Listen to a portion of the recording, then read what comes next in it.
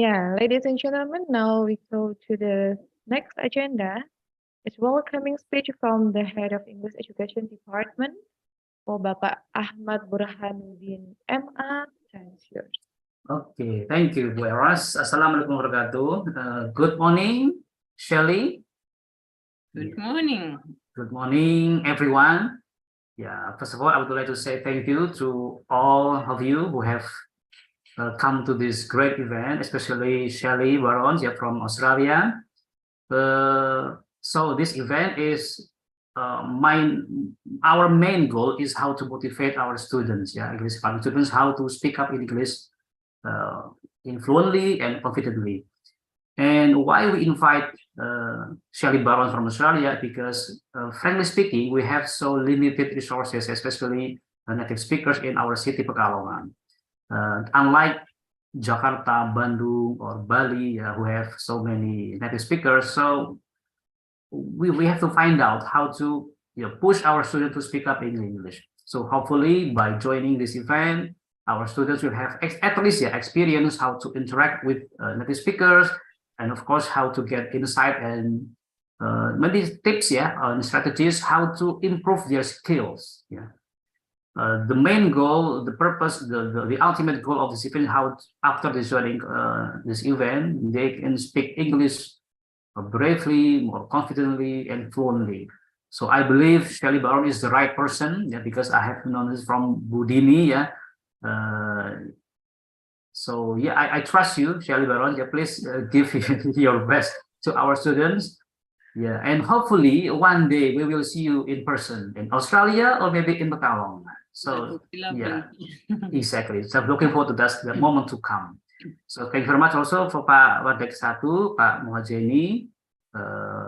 This program is one of our efforts to improve our institution. So hopefully this program will go continuously. This is not the first time, this is not the only one, but hopefully we'll get the second, the third, and so on. So for the students, good luck. Please stay tuned this event until this program is finished and get the best from Shelley Baron. Thank you very much. Thank you, Pak Burhan, for the welcoming speech. Next agenda is the opening of the guest lecturer program that will be delivered by the Vice Dean of Faculty of Education and Teacher Training, Bapak Dr. Muhammad Jaini, MPD MAG. For the Bapak Dr. Muhammad Jaini, MPD MAG, time is yours. Monggo, Pak Jaini. Assalamualaikum warahmatullahi wabarakatuh. Waalaikumsalam warahmatullahi wabarakatuh. Alhamdulillahirabbil alamin wassalatu wassalamu ala asrofil anbiya'i wal mursalin sayyidina Maulana Muhammadin wa ala alihi wa ashabihi ajma'in. I'm sorry, I will speak with Indonesia Bu Eros Nanti saya nggak paham loh Pak. Dan saya hormati the Honorable Speaker, Miss Shelley Baron from AOC. Thank you very much for your in this agenda. The Honorable Kajur Kadris Bahasa Inggris, Mr. Burhanuddin, and the Honorable Sekretaris Jurusan, Mrs. Eros, MPD, and Miss Isliani Hardini as a moderator in this agenda. Thank you very much. Dan rekan-rekan mahasiswa, all student yang saya banggakan. Langsung saja, yang pertama yang ingin saya sampaikan, first I want to for them present in this agenda. The first thank you very much for Miss Shelley Baron for or as guest lecturer, Dan memang agenda guest lecture ini merupakan agenda rutin ya, atau agenda akademik yang setiap jurusan dalam setiap semesternya atau dalam 1 tahunnya itu mengadakan guest lecture atau dosen tamu.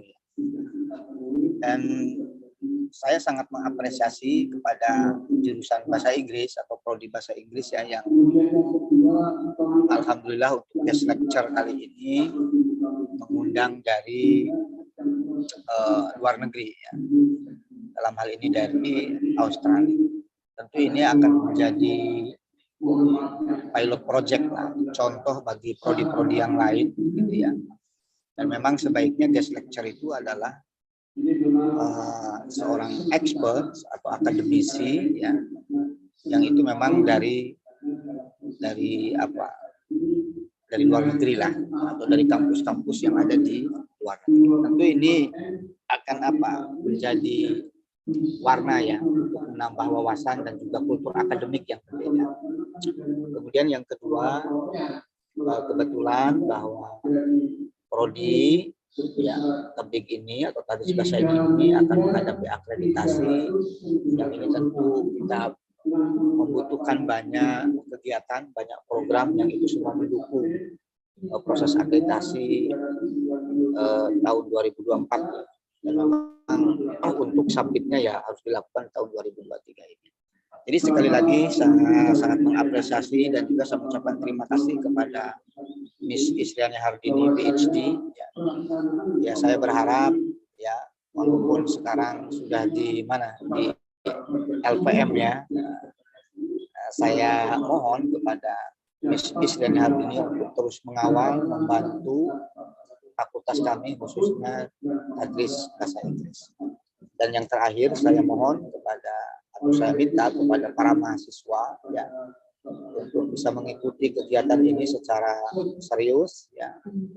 Jangan keluar sebelum selesai ya.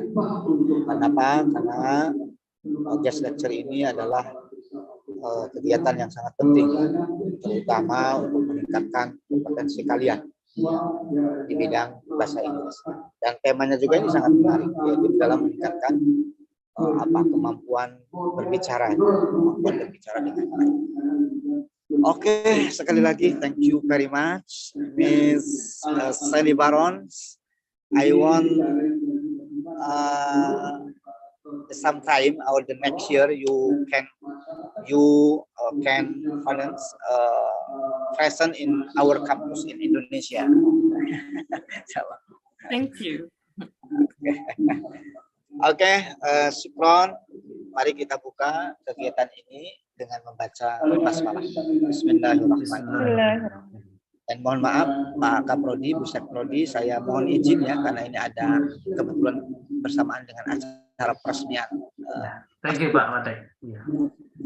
Terima kasih. Saya tutup dengan Assalamualaikum warahmatullahi wabarakatuh. Waalaikumsalam warahmatullahi wabarakatuh. Thank you, Bapak Dr. Muhammad Jaini as the Vice Dean of Faculty of Education and Teacher Training that has opened this guest lecture program. Now it's time for us to go to the main session of this program.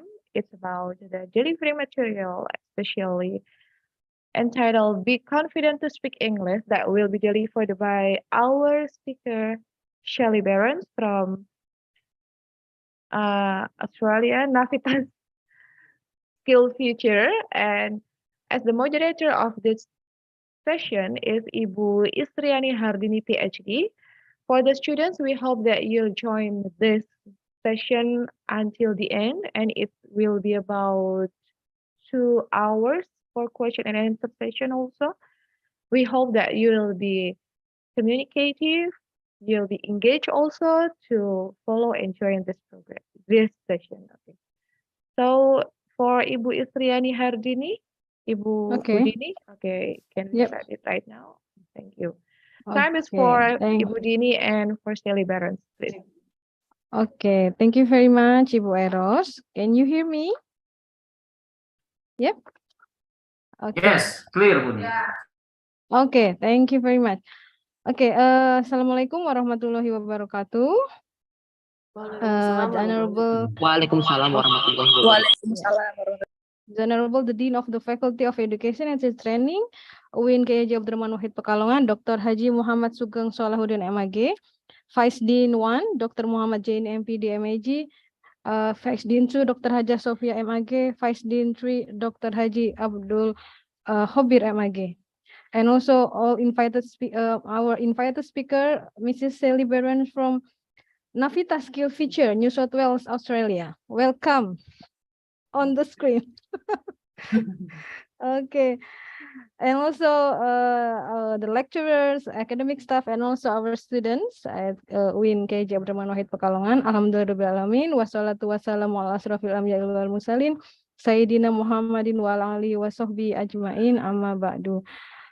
All praise is due to Allah, the Lord of all creation. May the salutation of Allah, His peace and blessings be upon our beloved Prophet Muhammad, his family, his companions, and also his true sincere followers until the last day. All right. Good morning, ladies and gentlemen. Welcome to the guest lecture program with the topic Be Confident to Speak English, organized by English Education Department of the Faculty of Education and Teacher Training of UIN KJ Abdurrahman Wahid Pekalongan, Central Java, Indonesia. My name is Sidani Hardini. I will be the moderator for today's program. Before we hear the presentation from our guest lecturer, let me inform you how the program will be going on. The duration of the speech is around 90 minutes for delivering material and 30 minutes for Q&A session. I would like to welcome and introduce our guest lecturer for today, Sally Barron from Navita's Skill Feature, New South Wales, Australia. Allow me to read her short bio, okay? All right. Okay, Sally Barron. Sally was born and raised in Sydney, Australia. In 1992, she completed her Bachelor of Arts degree in English Literature and Drama at Macquarie University. With these skills, she embarked on a career as a book editor, working for prominent law and education publishers for several years before moving to freelance role.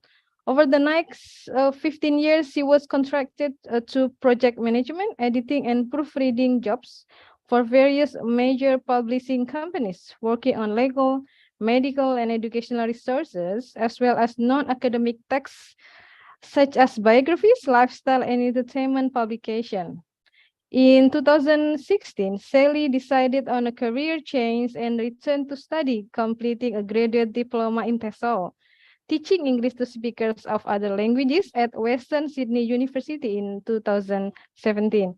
She also completed Certificate 4 in Training and Assessment at this time. And after graduating, she worked at a number of private English colleges, teaching general English classes from elementary to advanced to international students from all over the world.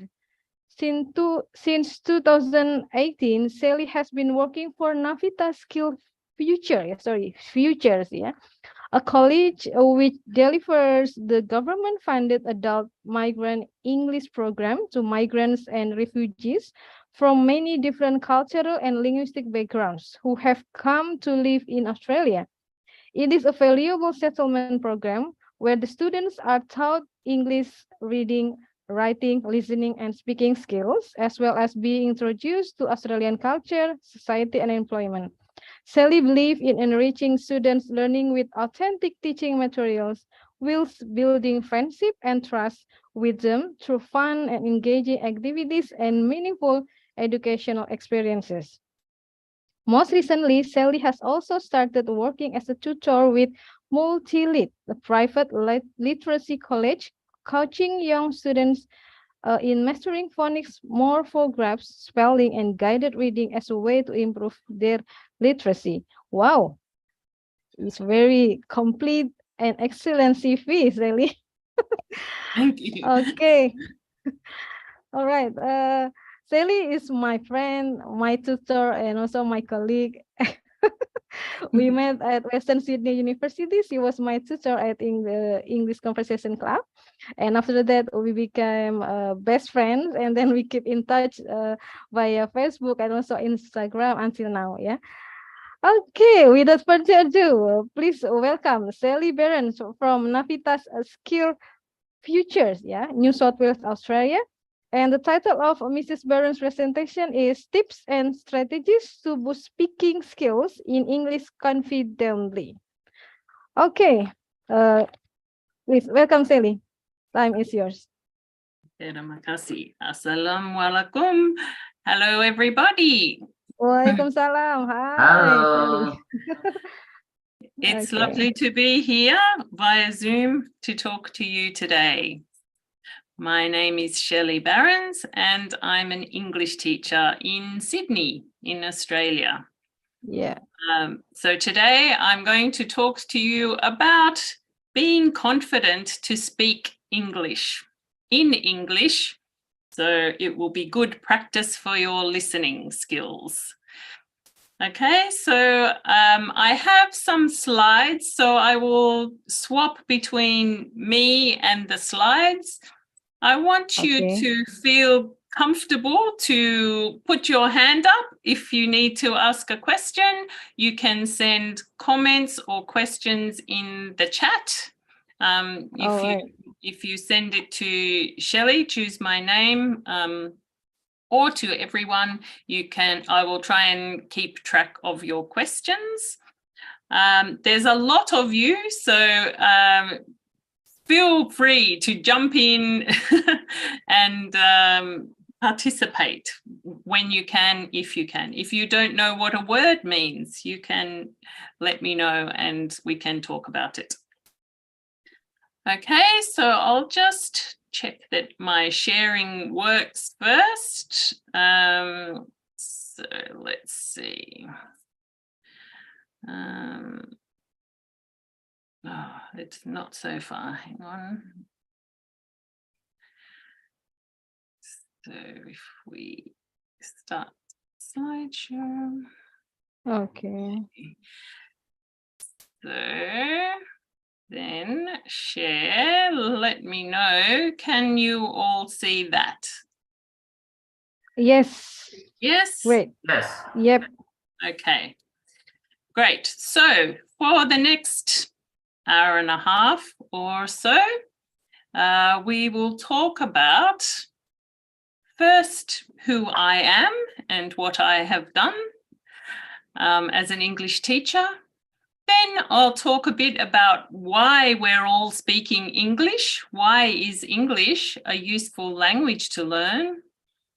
Then we'll talk about why you are learning English in Indonesia. So we might try and do a bit of a quiz there to find out your reasons for wanting to learn English.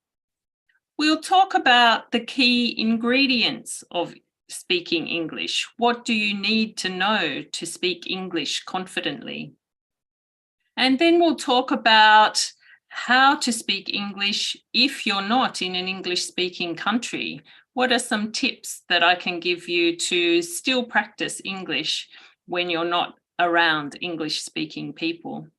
And then at the end, we'll try and have some practice, some conversations. I can get some volunteers to have a conversation with me, or you can ask me what kind of things you would like to talk about. Okay. So first, to introduce myself, my name's Shelley. I grew up in Sydney and have lived here all my life. I studied English at university. I've always loved language and reading books, so I studied that at university. Lu orang sono jadinya bisa bahasa Inggris. I worked first as a book editor when I left university. So an editor reads books before they're printed to make sure the English is perfect, to check the grammar and the spelling. So my first job was working in a legal publishing company, making law books for lawyers and students. and publishing journals and reports for the courts in Australia. After that, I started working for an educational publishing company. So we made textbooks and study guides for high school and primary school children. So I was an editor on those publications. After a few years working in publishing, I left to work for myself at home. So I was a freelance editor. That means I have my own company and I offer my services to other companies to edit and proofread their material. So during that time, I had 3 boys, 3 sons, and worked hard for myself from my home office. In 2016, after my sons had all started school, I decided that I'd like to go back to university to train as an English language teacher. I was tired of just being by myself at home. I had no colleagues and no one to chat about work with me at home. So I decided that I needed a job where I could meet new people and also a job where I could help people. So I thought if I can help use my English skills to teach other people how to speak English, that would be perfect. So I went back to university to complete a graduate diploma in TESOL, which is where I met Isriani. And we had shared a conversation class together as she was studying her PhD at University of Western Sydney. After I graduated, I worked at some private colleges in the city in Sydney, where there were a lot of international students from all over the world who were visiting Sydney, either to study or just to have a good experience living in a different country and to practice their English while they were traveling. For the last 4 years, I've been working at Navitas Skilled Futures, which is a college that teaches adults how to read and write and speak English when they first arrive in Sydney. So this program, the AMEP, is funded by the government and it allows every person who arrives in Australia as a migrant or as a refugee to have unlimited English tuition for free until they reach a level where they can be independent and where they can find a job living in Australia. It's a very valuable program for people who may not have had any education in their own country and who may have been through war and other trauma. So they arrive in this country with no English skills and feeling very scared and nervous about their new life. So we have students from all over the world, from China, Vietnam, Serbia, Portugal, Afghanistan, Iran, Africa, South America, but most of our students at my college come from Iraq or Syria, and they are Arabic speakers. So I have been trying to learn Arabic myself so I could have some experience about how hard it is to learn a completely new language, particularly for Arabic, because the writing is different. They have different letters. They write from right to left instead of left to right. So everything about the language is so different that it's very hard to start from level 0 and to feel like you're improving. Our students range in age from about 18 to about 80. We have some senior students, and it's even harder for them sometimes to go back to school or to start school sometimes at that age and to try and remember a new language. It can take a long time. But the good thing about our college is that you can stay for a long time until you feel confident to go on and live your life, be a citizen of Australia, and to be able to communicate in English. So it's hard for these people to start their learning journey, but when you're in a country like Australia, where everything is in English, so all the people around you are speaking English, all the signs in the shops and on the road are in English, the movies on television are in English, they very soon feel motivated to try hard to learn the language, because that's the way that they will feel comfortable and they will fit in their new home. When I ask my students at the beginning of the term, what do you most want to practice at Navitas this term? Always their first answer is speaking.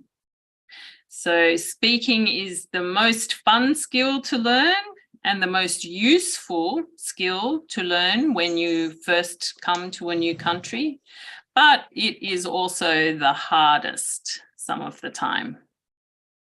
So they are lucky, my students, because they are learning English as a second language in a country where everybody speaks English. So they are surrounded by English all the time. They can hear it on the bus, they can hear it in the shops, on the television, on the radio, and they can see it everywhere.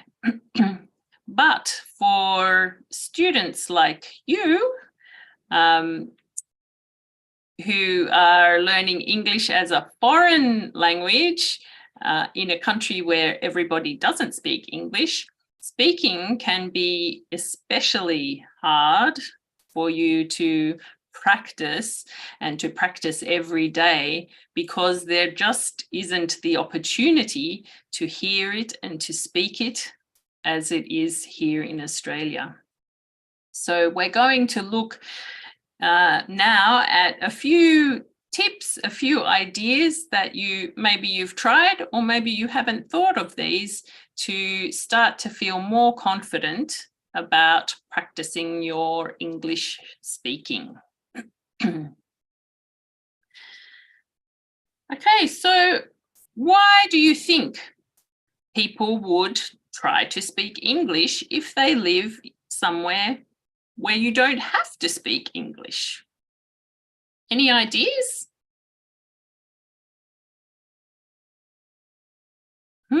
Let's have a look. So English is the most spoken language in the world.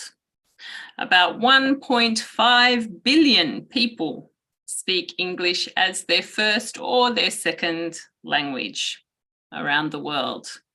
So once you can speak English, it opens up many, many opportunities for you, personally and professionally, educationally. It's a very useful language to know. So from watching movies and TV shows to studying or reading books in their original language, searching on the internet or downloading new apps and new technology, learning English can help you enjoy all these new and exciting things. Also, English is the language of international business and finance. Whether you work in a big global company, something like Coca-Cola or Apple, or in a small business in your own town, or whether you work for yourself at home with your own business, being able to speak English is sure to be an advantage in any workplace. English has become the common language in many different areas of work. So if you know English, if you can read and write and speak English, your employment opportunities will be increased. When you go for that job interview, you can feel confident that that is one skill that most people will find very valuable for you.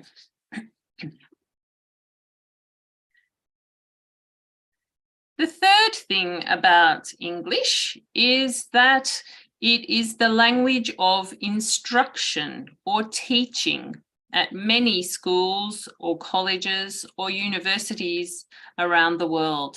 So if you are planning to continue your studies in Indonesia or overseas, or if you would like to work at a university one day somewhere else in the world, being able to speak English will be essential for your academic success.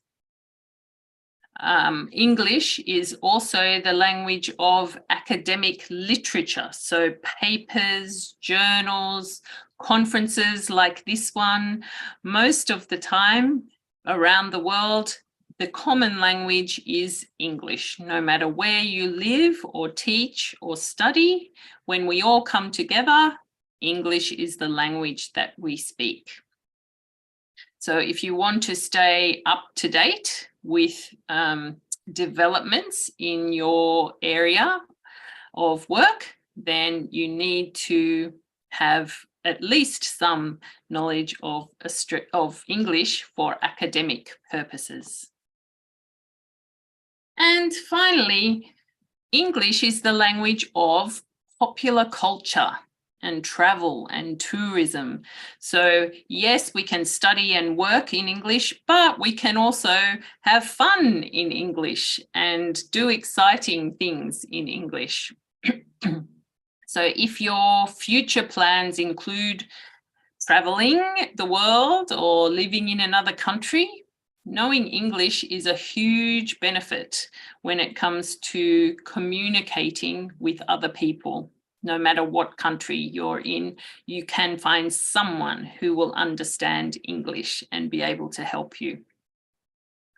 Much of the modern world's popular culture, television, movies, music, books, video games, all of these things generally now are produced in English. So if you want to fully enjoy all the fun that the world has to offer, then learning English is also a big advantage.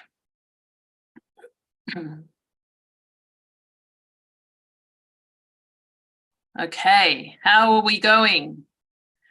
Are we understanding everything? Any questions? Okay. Perfect. Perfect. Nice presentation. Okay, students. Please speak up, please. If you want to ask some things, or maybe if you want to share something with Sally, please you can turn on your cam. Or maybe you want to raise your hand, or maybe you can type your questions maybe in the chat box. This is your opportunity, yeah. This is That's very why the good name is opportunity Be for you. Confident Budini, because they are shy, right? That's They right. are Be too shy. confident. Yes, Nursa. Not don't be only shy, too shy. shy. I wanted to try something a bit different. I have an app called Slido. Has anyone heard of Oh. this app? Slide down. So Never. I've heard before. set up a poll or a question for that Mhm. everyone can answer if you're too shy to talk. Yes.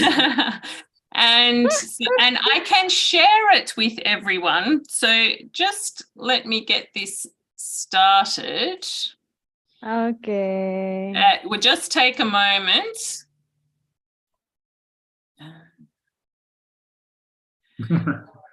This is new for me, so it's an experiment. Don't worry. We will see how it goes. Yes, So I'm happy I for will that. share my screen. Okay.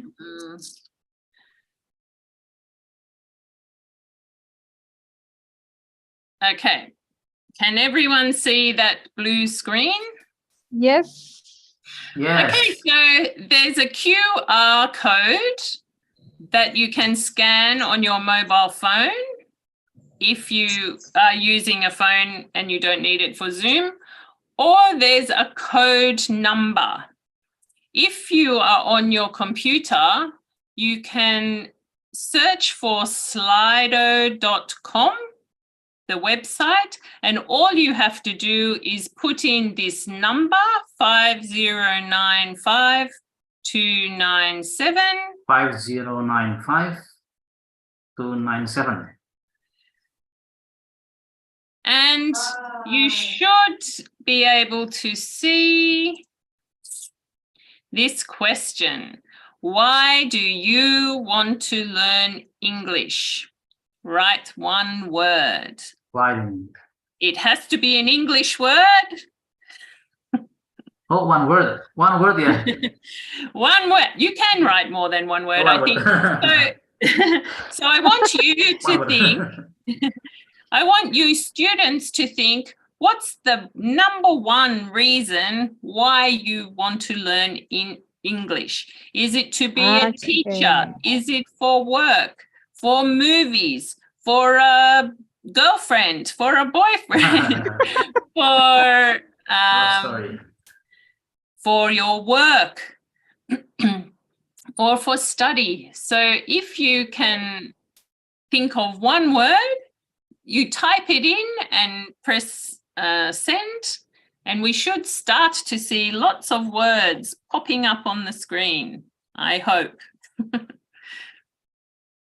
I can see that people are typing, but only 7, and there's 190 of you. Okay. So start typing. Come on, guys. Seems like there is a questions in the chat box. All right, students. I will Please answer those questions soon. answer these questions, yeah. Okay. Is it working?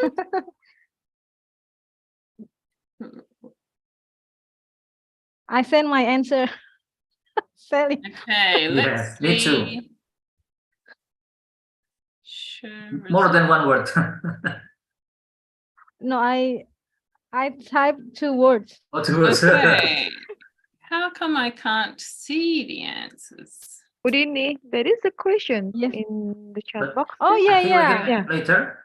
We can keep it later. Oh, right? later. Yeah, No. For Q&A. I will answer that question in a moment. We'll just Okay. see if we can get this Okay. going. Right. Okay, I don't know why the answers aren't coming up here. I've sent my answer only one word, and I think hard for this.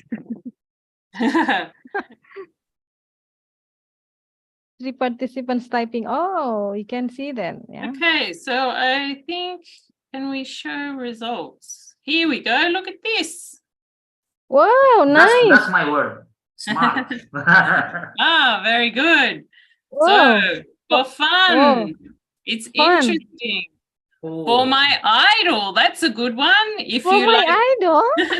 if you like a movie star or a singer who speaks prospect. English, you need to Wow. know. You're a Oh, blogger for your career, to Yeah. socialize. That's fantastic. What great reasons. Whoa. I want to go around the world. It's Whoa. cool. To talk to your boyfriend in Korea. For my boyfriend in Korea? Korea. Wow. should be in Korean, right? Oh my God. That's great. Oh, So oh nice. when you see the words changing size, the biggest Mhm. word is the most popular. Oh, So I see. Oh, I lots of see. people Oh, think it is interesting to learn English. fun. It's Cool. fun and Oh, cool. nice. Cool. Yeah. Yep, yep. Very good. Wow. English is cool. Oh, to read novels, that's a good one. Yeah. Yeah. Cool. And to be bilingual, yeah, that's a goal of mine as well. YouTuber, I Fantastic. think. All right, keep sending in your answers. That's great. I'm glad that worked. Yes, it is. Wow. Okay, so I have a Sustainable. question here Yeah, you have a from question? Diana. Diana, yeah. Yeah, who asked us, I'm wondering if we want to speak English, does it have to be in accordance with grammar? What do you think about it? Mm. As a native speaker, sometimes I feel afraid I will be ridiculed if I speak not according to grammar. Okay, we're going to talk about this definitely, because I think it's the main reason why people are scared to practice English, and it's the reason that doesn't matter at all. So the answer to your question is no. At first, you don't have to worry about grammar at all. Grammar. Most native speakers will understand what you are saying, even if you make some little mistakes. And there are even some native speakers who make grammar mistakes as well. So it's not a big deal. It doesn't matter. And as you practice more, your grammar will improve. And so your speaking will be more confident as well. But to start out, no, doesn't matter at all. Okay, so let's continue. Now that I've got a good idea why you are all learning English, we can look at some ways where you can practice how to speak English more confidently. So I'm sorry, there's a fly that's buzzing in front of my face the whole time. As well as being cool and fun and interesting, I've heard that most of you are studying English to be English teachers in Indonesia, which is a fantastic reason to learn. So let me just share my screen again.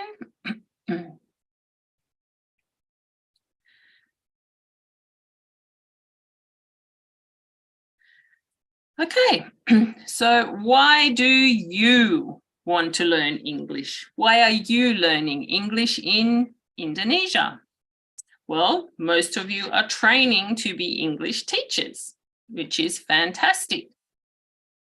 And it's interesting that a lot of people think that English teachers should be native speakers, that they must be the best teachers because they are naturally experts in English. They know grammar and vocabulary. Since they were born, they've known these things. And this idea means that some employers in English schools and colleges believe that only native speakers should be hired in the role of English teachers. And there are some benefits to being a native speaker. We don't have to think so hard about whether the grammar is right or what a word might mean, and we have been learning a lot of words. I've got 50 years of words in my head, and you might have 6 months. So there are good examples of why it's lucky to be a native speaker when you're a teacher. But the very fact that it is natural to us and that we don't have to think about our word choice or our grammar sometimes means that it's a problem if you're a teacher. Because the truth is that non-native speakers know more about learning the language, which can be a big advantage when you're teaching the language. You've spent more time learning grammar and how to use it and how to explain it to other people. In Australia, when I was at school, we didn't study grammar at all. So we learned to read and we had to write stories, and we learnt what is a noun, what is a verb, what is an adjective. And that's about all. The like outward grammar learning that we did all through school, from primary school to high school, we don't learn grammar. So when I went back to university to become an English teacher, I had to learn how to talk about English grammar. Things like tenses, so present simple tense, past continuous tense, present perfect tense, these words were all new to me, and I had to learn what they were, when to apply them, when do you use these tenses, and how to explain it to someone who is learning your language. And each language has different rules about these things as well. So it's one of the most important things is how to explain the difference between your language structure and English language structure.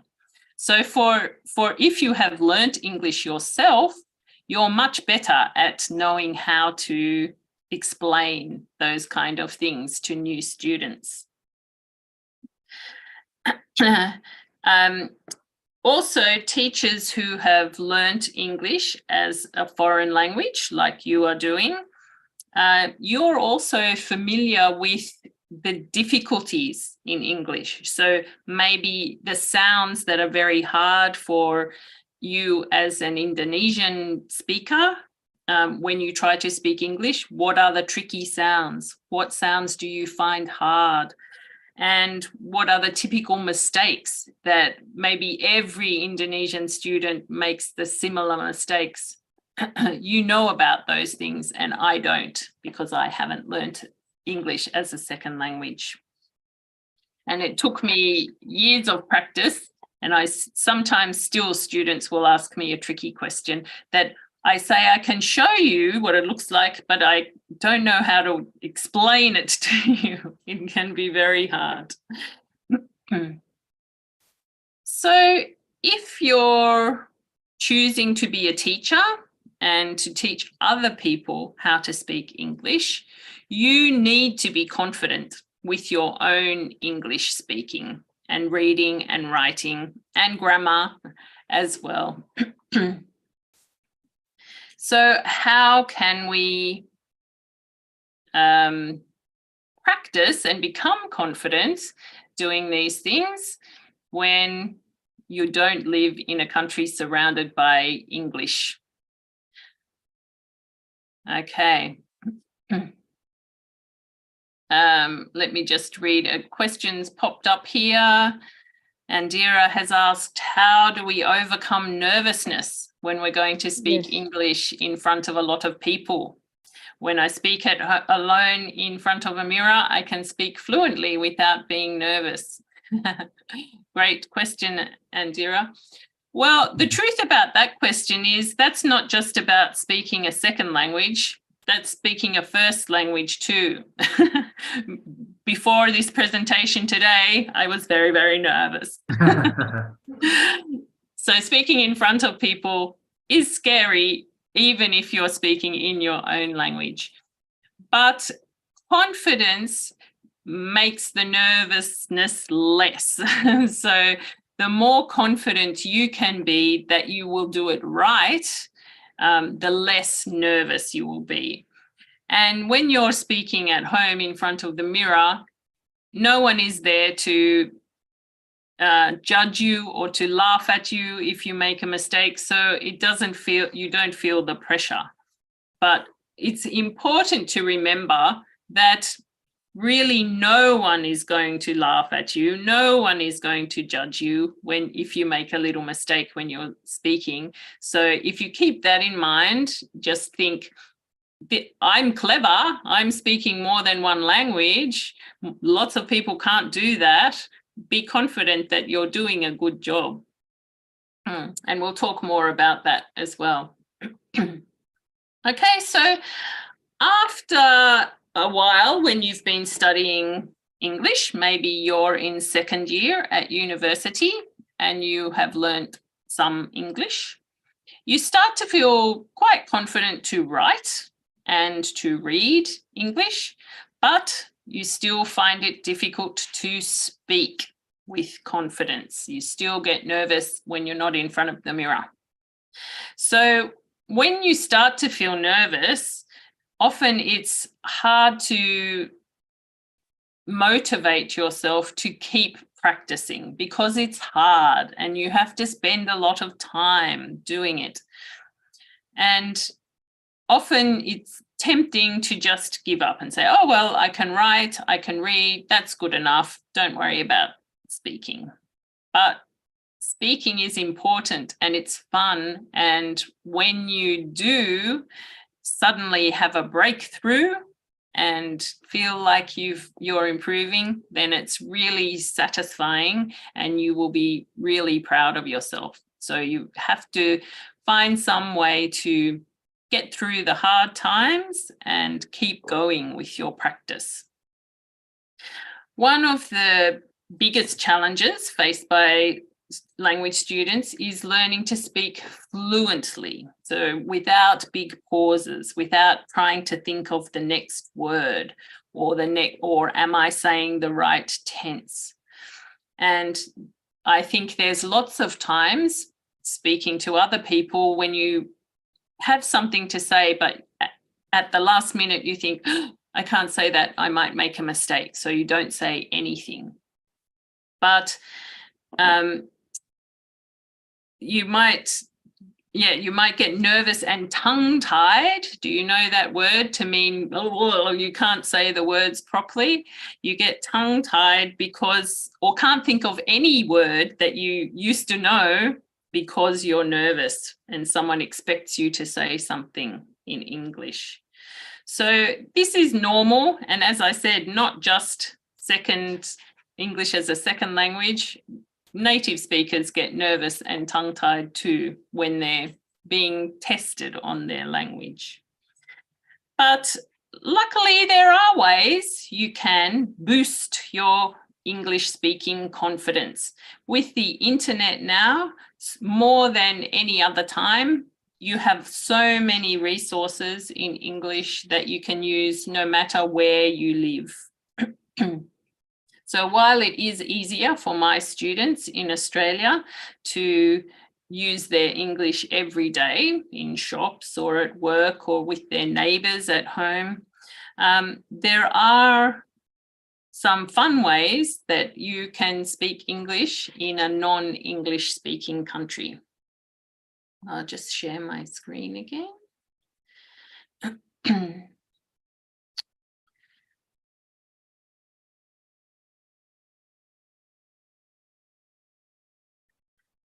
Okay, so the very first tip is an obvious one. You all know it. You just have to do it. Practice, practice, practice.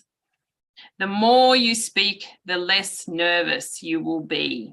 Okay, so it is really true that the only way to get good at speaking is to speak. There's no other way to do it.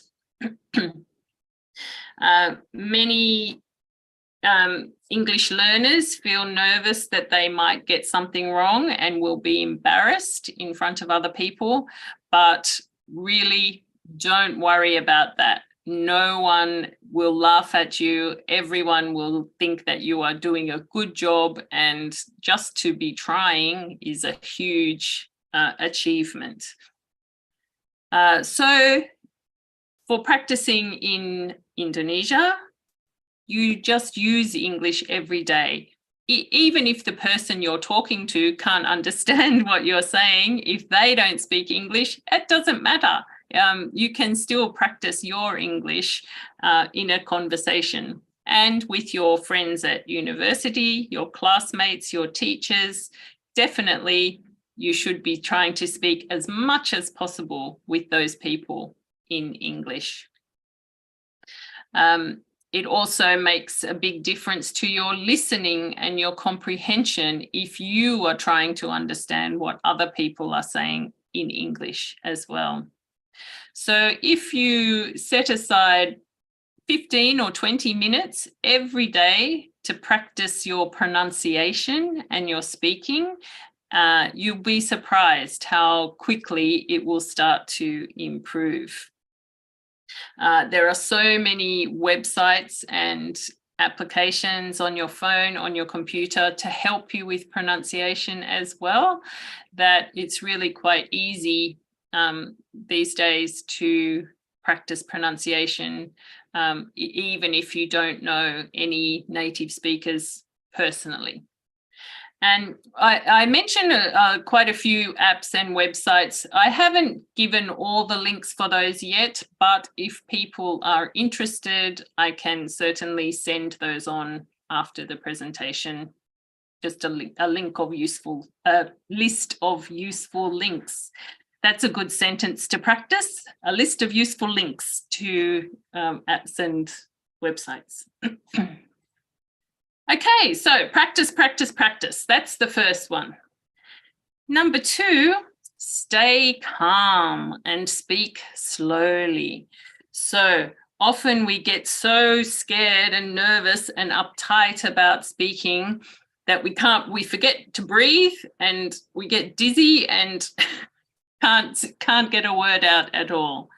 So if you know you have to speak English, maybe for a presentation at school, or you're meeting someone that you arrange to have a conversation with, remember to breathe, take a deep breath and relax.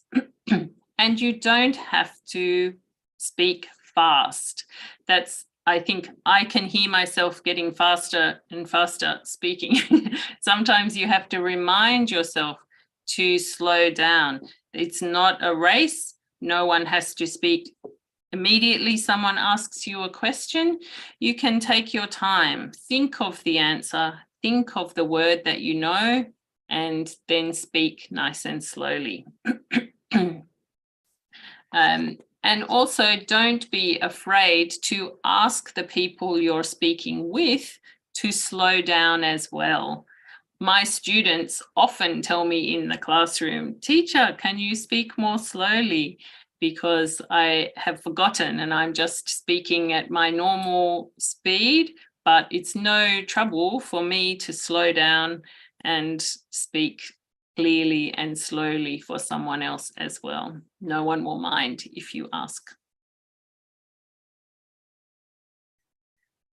The third tip is to use a variety of resources. Mix it up. Make your study interesting. There are so many ways that you can speak and read and listen to English on the internet now. So you don't have to just sit down with your textbook and write 5 pages of verbs. There are much more interesting ways you can practice. And I think a good tip is to try and think of real life things that you can do, not just resources for learning English, but what else would you use in your life that you could practice with? Things like the packet of a packet of chips, what does it say on the back of the packet? Or a newspaper or a magazine, something from a news website that you can read in English is a good idea.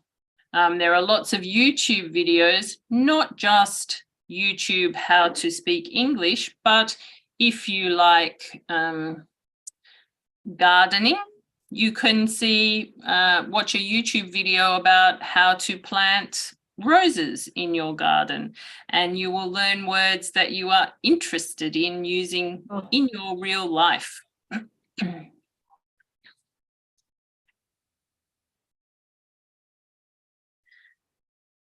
Number 4, talk with other non-native speakers. I mentioned this before, but just because your 2 people aren't experts doesn't mean that you can't help one another with your English. Not everyone has the same problems with English. So maybe you're good at grammar and your friend is good at vocabulary. You can get together and help one another to both improve your English speaking. So don't just keep your English in the classroom, because usually we're thinking about more formal English in the classroom. We're practicing our grammar and our sentence structure, but maybe say to your classmates, let's have coffee after school and let's only talk in English until 5 o'clock tonight. So challenge yourselves to only talk English together outside the classroom when you're relaxed, when no one's nervous, and when you can practice real life activities.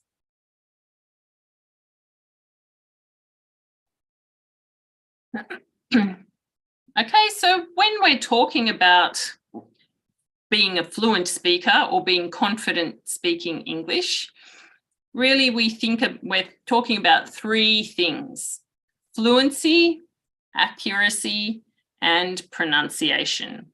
Once you master these 3 things together, you'll be a confident English speaker. So fluency is talking about how fast and how smooth our speaking is. So we don't want to have big gaps while we're thinking of things to say. We want to be able to think of the words as we're talking, and we want the natural rhythm of English as well. Expression, when we're excited, when we're asking a question, when we're telling someone what to do.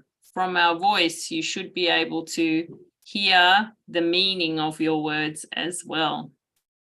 So that's fluency. And the only way you can be fluent is to practice, practice, practice. Accuracy means getting it right.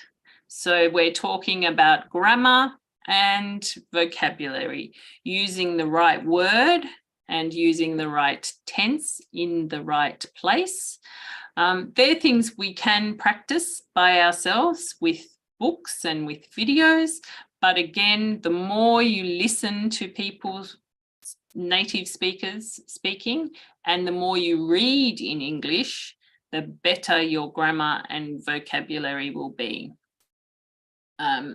Reading books in English is very important for that kind of thing. So if you have access to English books at the library, or you can get ebooks online very cheaply to download and read, or even hard copy paper books sent to you from all over the world. So it's quite easy to get hold of some good English books. And they don't have to be hard books. I tell my students all the time to start with children's books. There are so many fun, funny, really sweet children's books available now with a good level of English to practice. So you don't have to read a big, thick, difficult book first up. And the last one, of course, is pronunciation, which used to, I think, be the number one problem for people, and lots of people learning English worry about pronunciation.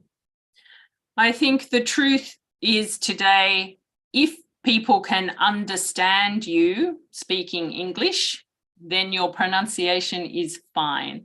We don't need to get rid of accents.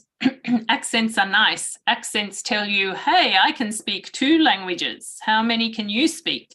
And it is part of your personality as well. So don't worry about having an accent as long as you are pronouncing the words correctly so people can understand what you're saying. English has a lot of words where the stress of the word changes the meaning of the word. So probably can't think of one off the top of my head. Recreate or recreation or recreation, 2 different words depending on where our stress is. So that's the kind of thing that you need to watch with your pronunciation to make sure you're saying the right word. Okay, and so all these 3 things, fluency, accuracy, pronunciation, are the things that you should practice every day in your speaking if you really want to become a confident English speaker.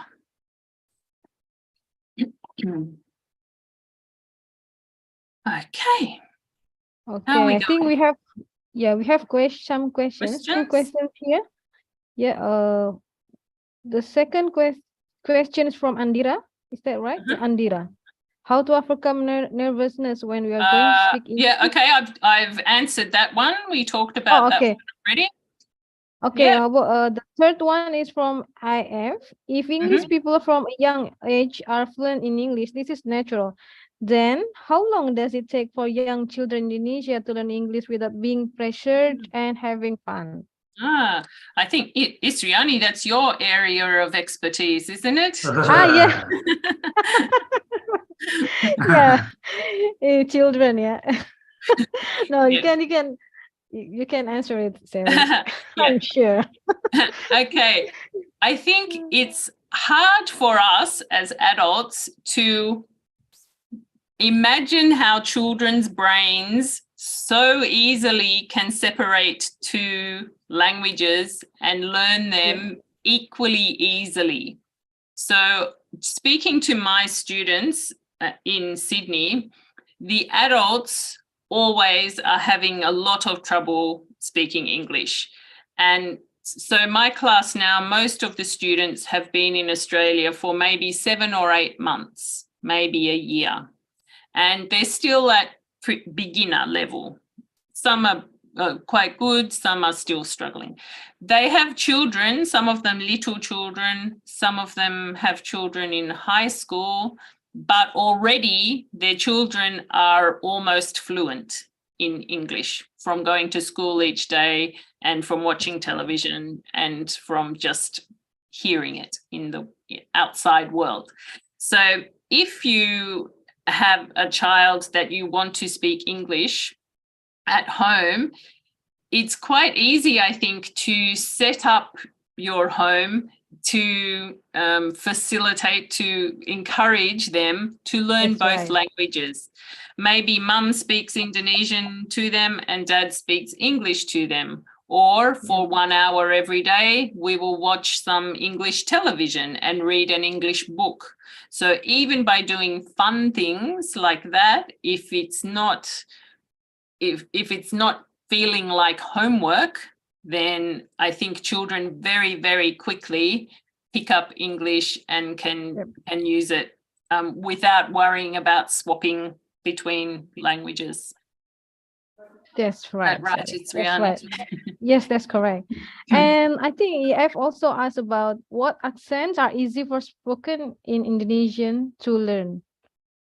Okay. For spoken Indonesian to learn, Yeah, I think in terms of accent and pronunciation, English and Indonesian isn't so different. I Different, think yeah. there are some sounds when we have a blended, so two consonants together, like a Oh, yeah. ch or a th or a sh. Yep. Our You- program. Yeah, you don't have those in Indonesian. So those sounds can be a bit tricky. Ugh. But Yep. Indonesian is very phonetic. So exactly what you see is how you say the word. It's very easy That's to right. read because it's very standard. Everything is the same. Whereas English, I think less than 50% of English words are phonetic. So everything is, here's a rule, but here are 14 exceptions to that rule. And there's a lot of words that you can't figure out how to say them just because That's you know right. the letters. But I think lots of other languages, Asian languages like Chinese, Vietnamese, Cambodian, Thai, they're very hard for those Very hard. students Yeah. to speak English because all of the sounds are different and all of the writing is right. different.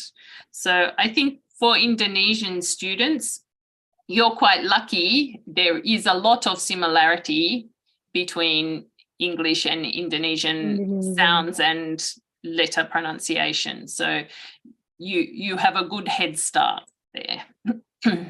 Thanks. Okay, let's move to the Okay. next questions. Yeah. Yeah. My name is Destia. My name is Destia. So when I've tried to speak English in class, but after I went my class, I realized that I did a lot of mistakes.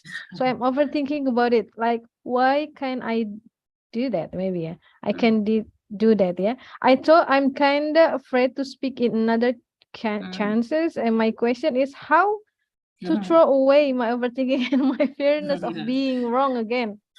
Yeah. It is a very hard thing to do this year. What I would suggest is think about every time you speak English is your own lesson for yourself. So instead of being nervous about speaking again in class because you might be scared to make a mistake, how about ask if you can record your speaking. And I know everyone says, oh, I hate, my voice sounds funny. I don't like to listen to myself. But if you record what you say and you can pick up those mistakes that you think you made, that's fine if you made them. If you can listen to it and say, I should have said this word here, then that's a great lesson for you. And when you think about the mistake like that, you hear it and you correct yourself. Next time, probably you won't make that mistake again because you've thought about it and you remember, last time I said this word instead of this word. So it's a really good learning lesson for you. Rather than saying, I made a mistake, think, I learned this time. That's right. That's right. Okay. Do you want to continue your presentation? Hey, how's everyone going? Are you sick of the sound of my voice? No, we enjoy it so much. Or maybe some student will talk. They want to talk. Maybe does anyone to talk with Sally? Maybe. Oh, Hopefully don't this will deliver the questions not only in chat box but also Yeah, to Be confident. be communicative, be confident to speak English. Yeah. Excuse me while I have a drink. Maybe Okay, that's students can fine. ask about Australia, all right? Yes, that's fine. Yeah. It's free topic. It doesn't have to be a serious topic, right? Yeah. Or maybe. Okay, here's the question. Yeah. This one. Yes. Adila Roshida. I want to ask the questions. Most people on the internet spoke English with a lot of slangs. There's no really way to learn what the meaning of those slangs unless from Google. But sometimes Google also makes mistakes. My question is, how do we catch up those slangs? Because there's always new slangs every day. Very Very good question. Okay. Yeah. So this is true, and also every country has its own slang. So the first thing to learn is that we don't really say plural of slang. We just have slang. You can't have one slang, two slangs. Just slang. Just slang. Slang. And there is a lot of slang words in Australian English, certainly, but different slang in British English and different slang words in American English. So it is almost impossible to learn them all.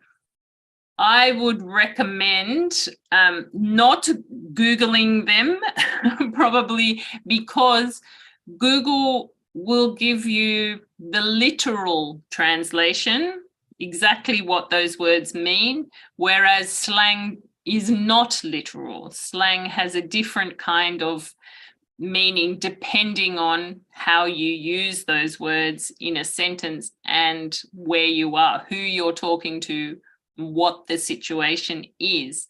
So one good way to learn slang is, if you are interested in Australian English, watch a lot of Australian movies, read Australian books, and find some Australian YouTube videos. Most what do we call them? YouTubers, people who make English videos, English language videos, do cover slang topics in their videos.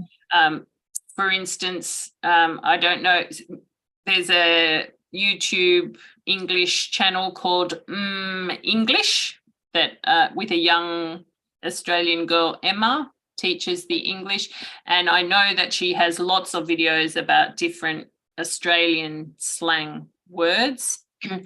But also, just if you Google Australian slang expressions, something like that, or British slang expressions, American slang expressions, that is more useful than doing Google Translate, because you will come up with some very strange meanings of of slang expressions if you just Google it in Google Translate. So yeah, I think movies, modern movies and modern books are a good way to become more familiar with slang expressions, because they will be used in movies and books as well as in natural conversation. Yeah, All good right. question. Yeah, I remember a slang word in Australia, Barbie. Barbie is not a doll. Barbie is not a doll, right? Barbie. Please, Come and have a barbecue, Barbie. right? Should be Barbie, right? Barbecue. A Oh, barbecue. Right? But barbecue. Barbie is not a doll. Yeah. Barbecue, yeah. So Australians are famous for shortening everything. If there's a word that we can make shorter, instead of saying chocolate biscuit, we will say chocky bicky. Instead of Chocky bicky. Nice. service station, we'll say servo. And so a lot of words we make very short. Yeah. Brunch, breakfast, and lunch. Yes, that's right. All right. Mm. Okay. Okay, maybe you Okay. can continue your presentation, Continue? Sally. Yes, right. continue. Sure. All right. Yes. Okay, so next I'm just going to run through a few ways that you can practice speaking by yourself. If you don't know any native speakers and you don't want to talk to non-native speakers all the time, you can talk to yourself. And it doesn't mean you are crazy. It means you want to practice your English. So you can, the easy part about talking to yourself is that you can do it anytime, anywhere. You in the shower, when you're going to sleep, in bed, when you're walking in the park, you can practice your English. So one way is to actually have a conversation with yourself, which is quite good because you can practice both sides of the conversation. You can ask questions and you can answer them, and you can practice different ways of asking questions or answering questions. So you might practice talking to a friend. Hi, Shelley, how are you today? I'm great, thanks, Shelley. How are you? I'm a bit sick, actually. Oh, that's no good. I hope you feel better soon. Thanks. See you later. So I can have the whole conversation by myself. Another fun thing to do is to narrate your day. Do you know what narrate means? So like in a movie, when you hear the voice explaining what is happening, you can do that with your own activities through the day. So when your alarm goes off, I am turning off my alarm. I am getting out of bed. I am using present continuous tense with my daily routine. So you can describe the things that you are doing, and you can practice your tenses too. Maybe you can talk about yesterday, I caught the bus to school. Yesterday, I ate a hamburger for lunch. So that's a fun way of thinking of new words that you don't know as well. You can think, I did this yesterday, but I don't know how to say it. Let me look up that word. So that's one thing you can do. The next one is called shadowing. Now, this is something that I've only recently learnt about. When you practice or copy what someone else is saying to try and work on your pronunciation and your intonation or your rhythm of English. So you can find a movie that you like, or a TV show, or a podcast, or just an English video. There's lots on YouTube to practice this skill especially. So you listen, and just after the person is speaking, you copy what they are saying and try and make it sound exactly the same as that person. So there's no gap, there's no pause. They don't wait for you to speak. You have to listen and speak at the same time. Okay. I do have a video that I can show you maybe at the end. If people are interested, we can have a go of doing that. Okay. It's takes some time to get used to doing it. You need to practice, but it is quite helpful for copying like the music of English, getting the up and down and slow and fast, that kind of thing. Okay. Let's see, where are we up to? So another really good thing I mentioned before with your speaking in class is to record yourself. So this is a good one you can do by yourself. So you can record anything, a conversation with yourself, just words that you're practicing for pronunciation, or reading a book, or reading your study notes. It's a good way to study as well.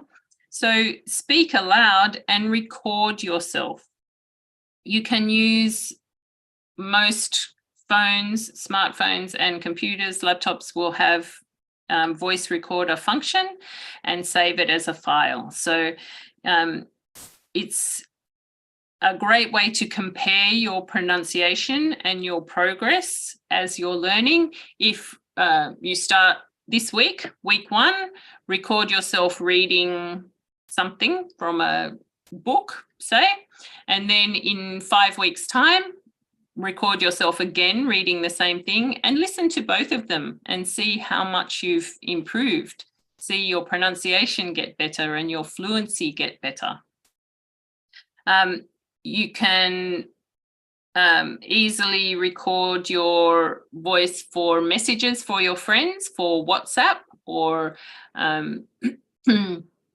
even text messages. It's a good way to practice saying something quickly and getting it right the first time when you want to record it and send it to someone as a message. So I think that's a really good way to listen to yourself and see how you're improving.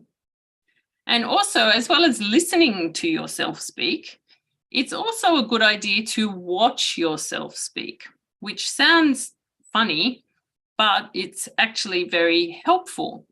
Pronunciation is all about how your mouth is moving. So what are your lips doing? What are your teeth doing? Where is your tongue?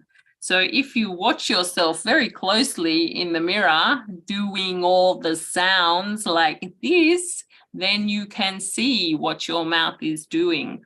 And then maybe watch a video of a native speaker, think, oh, my mouth didn't look like that, and practice again to get the sound right.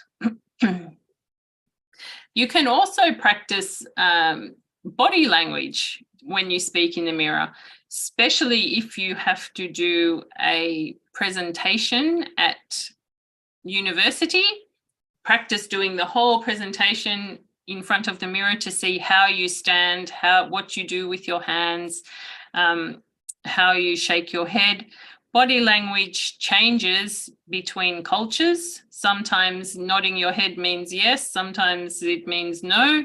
So again, watching movies, watching native speakers speak, you can see different mannerisms or gestures that they do with their body as well. Okay, number 5 is sort of the opposite of recording your voice. You can speak and record the text, so voice to text function. I think most there are apps that you can download to do this, and I've listed a few of those there. But also just, for instance, in Google Docs, you can do this. And I find it's really good if I have to make some worksheets for my students. It's much quicker for me to say the sentences than to type them, and it works very well. Sometimes you might have to fix up some little mistakes, but it's quite accurate. And for you, you can tell whether you said words clearly or pronounced them correctly, because you can then read the text that it has recorded and find any mistakes that you made. It's very helpful.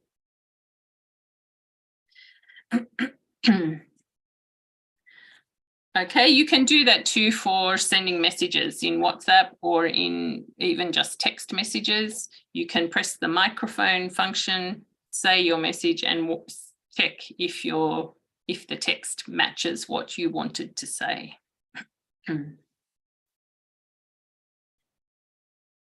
Okay, number 6. Oh, did I talk about podcasts? Oh, okay. So number 6, listen to podcasts and music. I don't know how many of you listen to podcasts regularly, but they're becoming more and more popular, and they are a fantastic resource for learning English. You don't have to find a podcast called Learning to Speak English. You can find a podcast about absolutely anything that you want to find out about.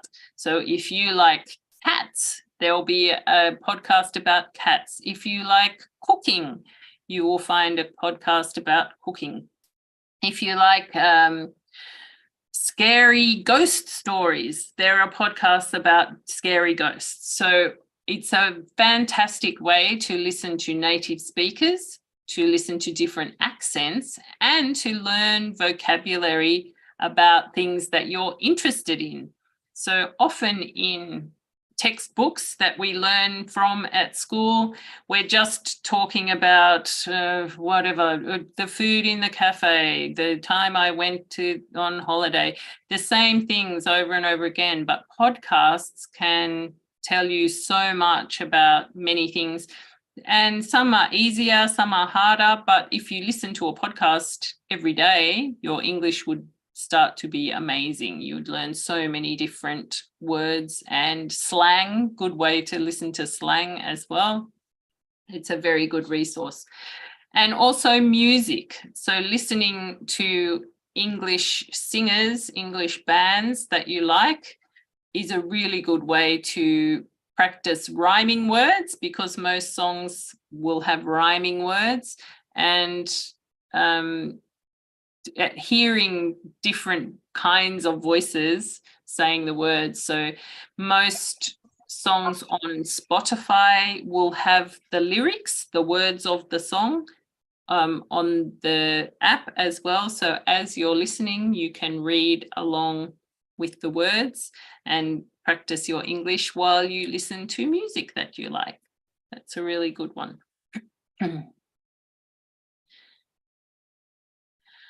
Okay. We have a question, Sally. Oh, yeah. Do you want to continue or? No, that's okay. We Okay. can stop and address that. All right. This question is from Fadia Anissa. Fadia asked about if we learn English by memorizing existing sentences according to grammar, will it affect our speaking ability? Will it look stiff and unnatural? Okay. That's a good question. I think to begin with, no, that's fine, as long as the sentences that you learn are natural sounding sentences. So I know my students at Navitas love to be given a conversation to have. So we have the question, person A speaks, then person B speaks. And I try to make it simple, but also realistic, so that they can start to hear how you answer these questions or how you talk to one another.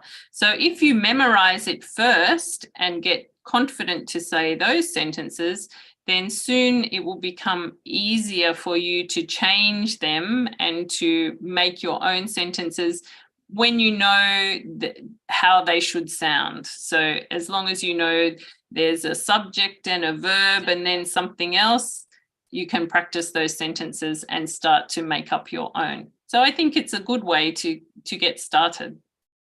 Yeah. All right. That's a nice answer. Okay. Next question is from Atik Bagiro. Sometimes I feel like I have a lot of vocabulary, but when I want to speak, it's like my vocab is gone from my mind and suddenly blank. I'm at loss to find the words to speak. So how to solve this? Thank you. Atik, I really feel you with this one. Yeah, me too. So I mentioned before that I was trying to learn Arabic, and I'm also trying to learn Spanish. So with Arabic, I've been using the Duolingo app on my phone. For 3 years. I've been learning Arabic. Can I say anything in Arabic? No, because I don't practice my speaking. So when I am looking at my phone and I have to choose the right word, I know all of the words, but it's very different being able to bring them from your mind to your mouth in normal conversation. So I would suggest speaking and reading and listening, all of these skills, the more you do it, the more easily your vocab will come to your mind. And also practicing the vocab, writing down words, putting stickers on things in your house so you remember, because sometimes you think, yes, I know that word, but if you just remember it once, maybe it will be gone next time you want to remember it.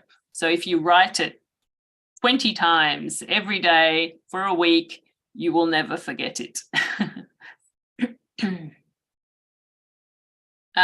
Rama, do you have a question? Yes, hi, Mr. Barons. Hello. Congratulations for being the first person to speak to me. Congratulations. Yes, I'm Rama. sorry, sound like I'm telling a story, but I have friends and we are in the same English education department. They said they want to leveling up their English speaking, and but when we are together, we are chit chatting, and I start to speak English.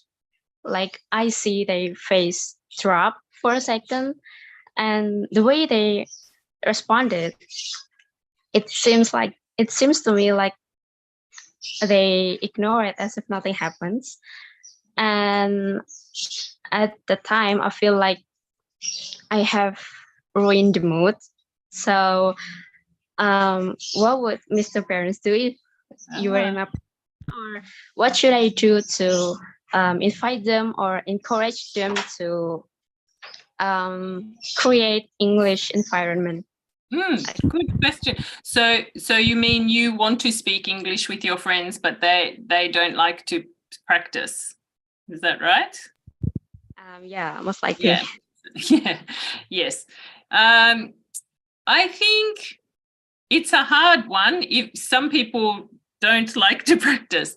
If you can think of a fun way to do it, maybe if it's just after class and they have been trying to speak English in class all day, maybe they are tired or a bit sick of speaking English, maybe if you make it something special and make it or a routine, so maybe you could all say every Wednesday we'll get together and do this English class, or hey, let's go and see an English movie together, or something like that.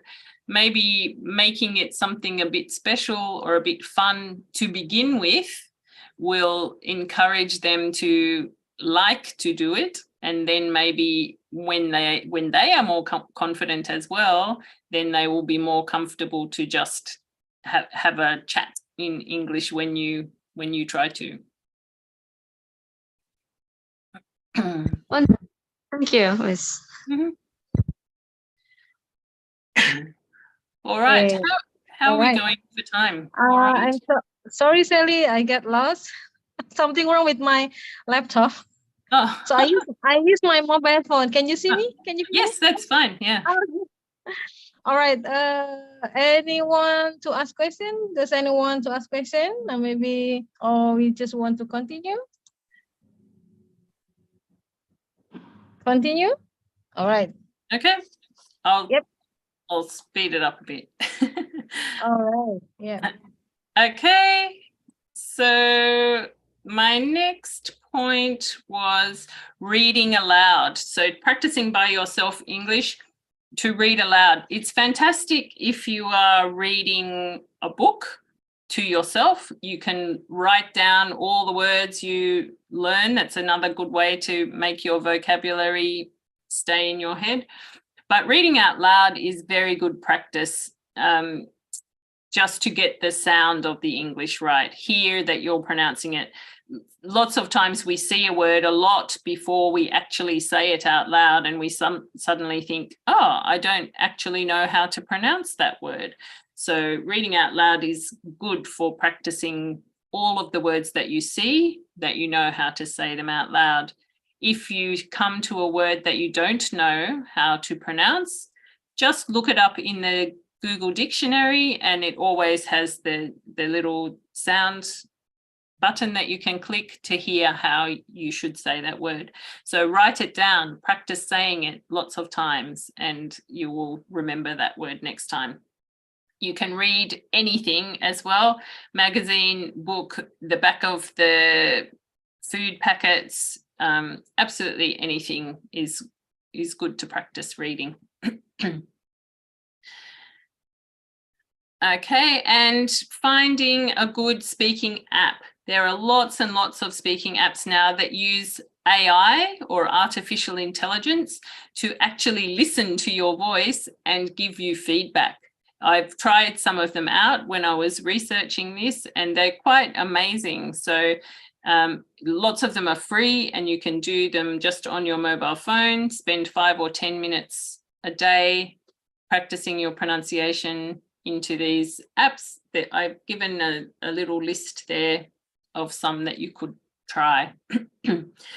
Lots of them also have group games or competitions, little competitions within the app, so you can both meet people and be motivated to do better. My son is learning Spanish on Duolingo with me at the same time, so we have a competition who can get to the highest level, and it makes it fun.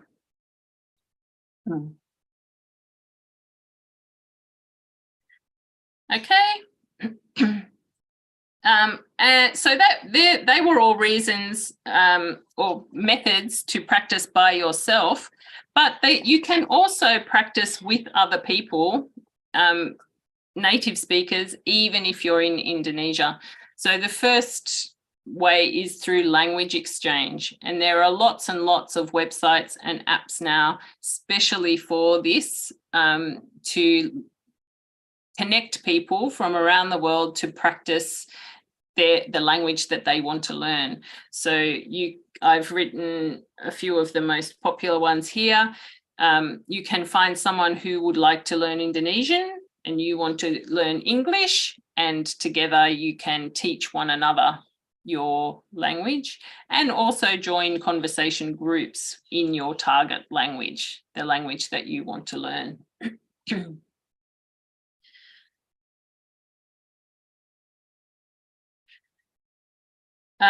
Private lessons is another method you can use if you are really serious about your English improving. If you have a goal that you have to reach for your study or for travel, or you're moving overseas, sometimes the only way to speed up the process is to pay for an expert to help you do it. So there are many websites that can find a teacher for you, and you can have one-on-one lessons with someone, which will always help you a lot if you find a good teacher. So just make sure you always find a proper teacher who has experience and is qualified to teach, because not every native speaker is a good teacher. All right, so sorry, just have a drink.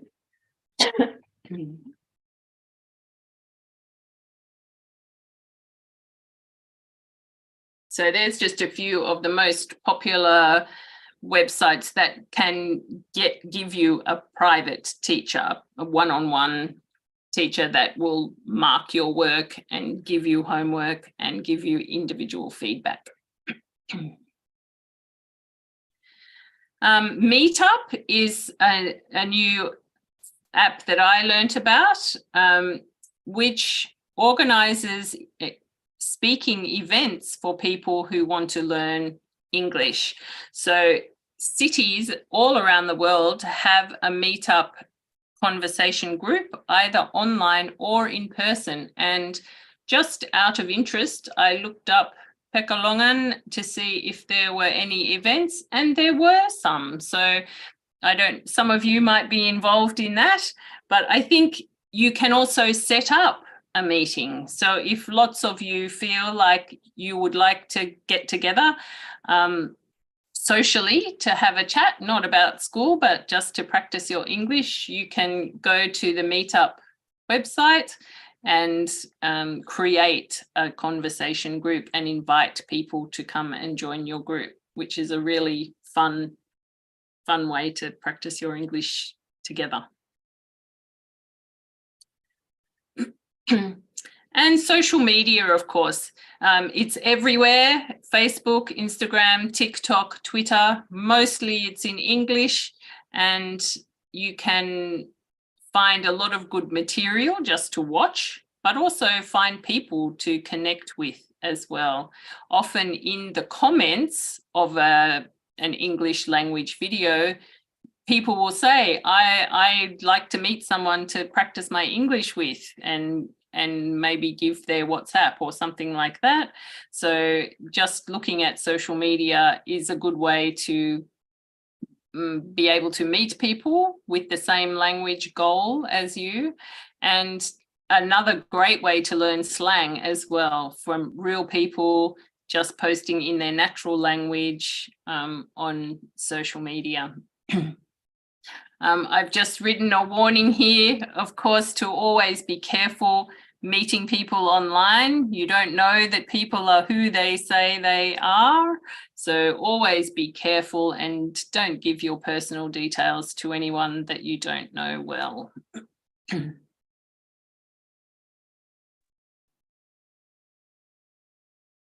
Okay. Any questions? Okay, any questions? All right. All right. Do you want to ask question or maybe want to share something? I have a question. Can I ask a question? Oh, okay. Mr. Ahmad Burhanuddin. Yeah. All right. I have a very honest question. Mhm. Yeah, because in the classroom, yeah, I teach speaking. So my main problem is because they tend to speak in their own language, their mother tongue, right? I Yep. always tell them, please try to read English, but they always tend to speak in Indonesian. So Mhm. how do you think is the best way? Do I have to, what is that? Make them pay if they speak Indonesian or something like that? Oh, yeah. Do you have any other suggestion? Yeah. Yeah, Yeah. what's the best punishment for people? Yeah, something like that. What is that? That's right. I would say that positive reinforcement is the best way to encourage students to speak in English. So have very strict rules to begin with, that everyone knows when you step in the classroom there is only English, and rather than punishing people, reward the people that do the right thing. I often have in my classroom a reward chart. So for every time you speak English or don't speak your own language, you might get a star on the chart, and then there's a prize when you reach a certain number of stars. It could be a party or some food or an English book, something to look forward to and be rewarded for your speaking English skills. But it is very hard. I have the same problem with my Arabic students. Okay, I'll try it. I think that's quite a nice session, yeah, to give some reward, yeah, instead of punishment. Yes. Yes, maybe candies. So thank you, thank you. You're welcome. All right. It was a good question, yeah. Okay, Sally, do you want to continue or? Yeah, so we're nearly at the end. The last part Yeah, is really just to look at keeping motivated. So Alright. I've told you how to be some confidence tips, some speaking by yourself tips, speaking with other tips, but it's hard work and it's tiring and sometimes it's boring. So how do we keep going? How do we motivate ourselves to keep up the hard work? So my first tip is to be encouraged, and as I was just saying, to reward yourself when you do the right thing. So often English learners are very hard on yourselves and you say, my English isn't good enough, there's probably lots of mistakes, I'm too scared to talk, I've been studying for 2 years and I still can't say anything. But don't lose heart. Be encouraged that you are making progress, even if it is slow. You're practicing every day, you will get better. And be realistic with your expectations. Don't think that I will be fluent in 1 month or 2 months or 6 months. It takes a long time to learn a language properly, well, fluently, and every single little word that you learn is motivation to keep going, to keep improving, and you will get to your goal. The second very important thing is don't compare yourself to other people. Learning is very individual. Some people learn quickly, some people learn slowly, and you just have to go at your speed. A lot of my students try to compare themselves with their friends and get very upset when one student might move up to the next class and they don't move up yet. But you can't try to keep up with someone else. You can only learn as quickly as you learn, not as quickly as your friend learns. So don't compare yourself, just do your best and see how you compare with yourself. Those recordings from week 1 that were terrible, see how good they are in week 4 and compare them just with you. Also, don't take mistakes personally. Sometimes we feel, particularly if you are speaking with native speakers, oh, I was so terrible. They must think I'm so dumb. I'm so embarrassed. Don't think those things. All native speakers think is, what a great job you're doing. You're trying so hard. Keep up the good work. And as I mentioned before, when you are corrected, when you have made a mistake and someone tells you about it, you very rarely make that mistake again. It really is a good way to get in your head and think, I remember last time I did it wrong. Today I did it right. That's a good one. And number 4, focus on your end goal. So whether it is to speak to your boyfriend in Korea, to be a famous person, to meet your idol in English, to go around the world, whatever your goal is, every time you sit down to practice, think one day closer to meeting my idol, being a vlogger, finding a job. So if you keep that goal there in your mind, it makes it worthwhile to put in that effort, half an hour, 1 hour every day, one step closer to your goal. Record your progress. Get a notebook or start a file on your computer and write down every day that you practice. What did you learn? Maybe today I look at adjectives and write a whole list of 10 new adjectives. By the end of a week, you can see you've filled 7 pages. Look at all the new words you know. Look at the progress that I've made. So it's a real concrete evidence that you're working hard and that you are making progress. And even if you don't feel like it, try to do one little thing every day so you can tick off, yes, I did my English practice. If it's to read 1 page of a book or listen to 1 song and write down the words that you hear, or watch 1 video on YouTube. You don't have to spend an hour every day if you're tired, but do 1 little thing. But on the other hand, don't be afraid to take a break when you need to. Sometimes life gets very busy. You might have exams at university. You might be going on a holiday. You don't have to feel guilty about missing a couple of days of your English practice when you have something else important to do. Just make sure you don't lose that momentum and forget to come back to your good habits when those busy times are over. And make it fun. As I was saying with your friends, if you can make it different and fun, do something special and interesting every now and then, and use different resources on the internet, studying is much easier because you're learning something fun every day. There's so many fun little apps, even for children, practicing your pronunciation sounds or something like that. A quick little app with some funny pictures or a funny video can make learning fun so it doesn't get boring and it doesn't feel like work. We've talked about this, so there's just a couple of web addresses there for language exchange websites to find someone to study with. Like going to the gym is much easier with someone else to do your exercise.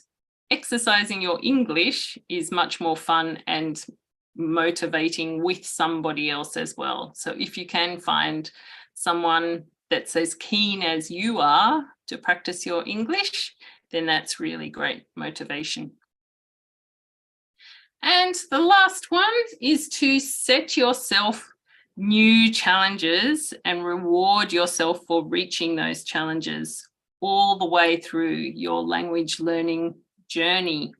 So you want something that's a bit challenging, a bit tricky. You don't want it to be too easy, but not impossible either. So maybe say by June, I will have read a whole English book, or I will learn 10 new words a day for a month. Little goals that you can see when you meet them and give yourself a treat when you do. Maybe you can go to the movies or buy a box of chocolates, something nice to treat yourself for reaching that goal. Okay. All right. Wow, it was very insightful presentation, Sally. All right, okay.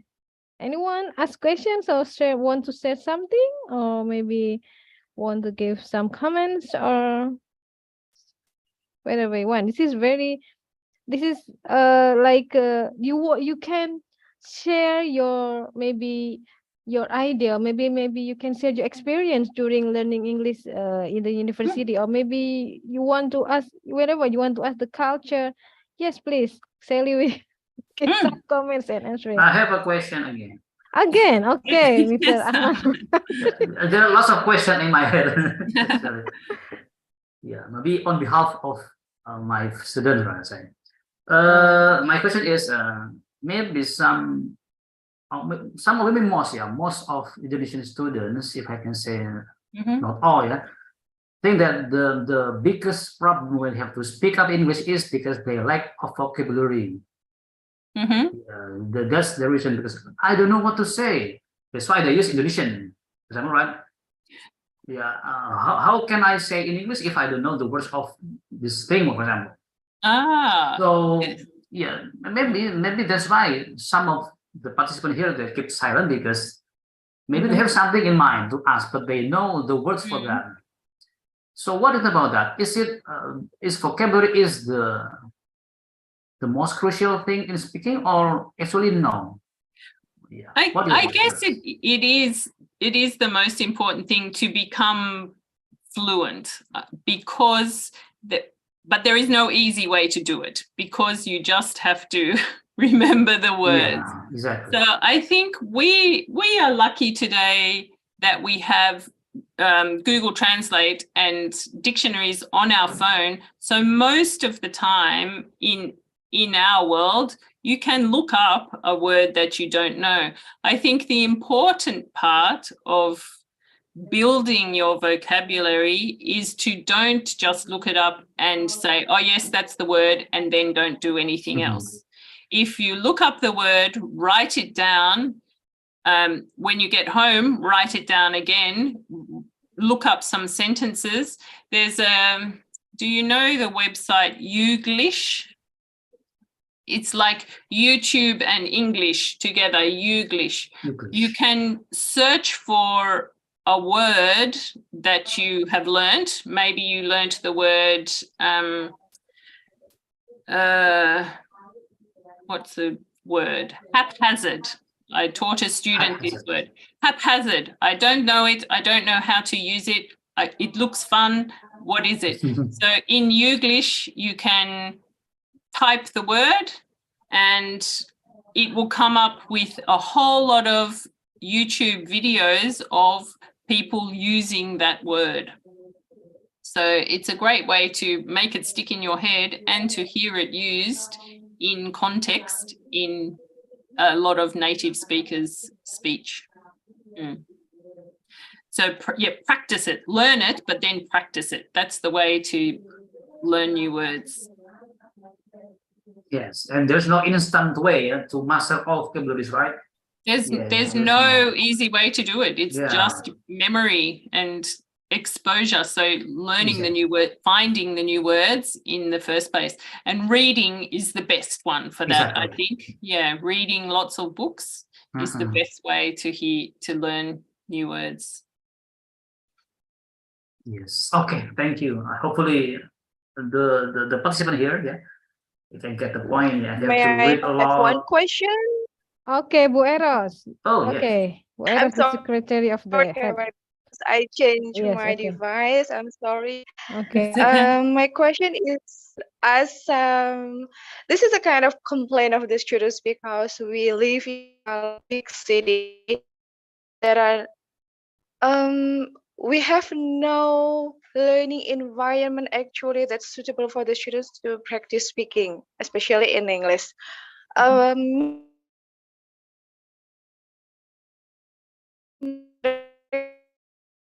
Recommendation. Sorry, your sound has gone.